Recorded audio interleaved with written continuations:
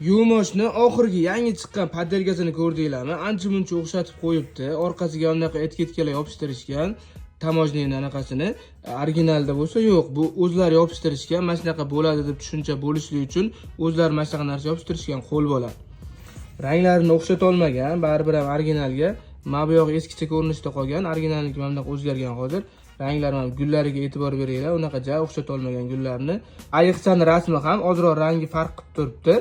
Yon tomondagi mana bu yozuvdan ham farqi bor. Bu poddelkasi mana bunaqa yozilgan, originali mana bunaqa tagma-tag yozilgan.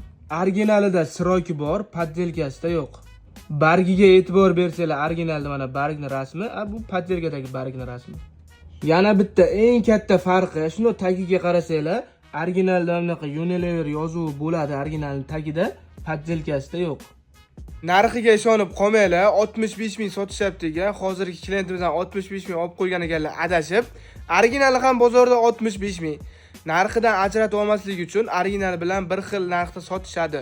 Videoga like bosib, tanishlarga yuborib, ogohlantirib qo'yish esdan chiqmasin.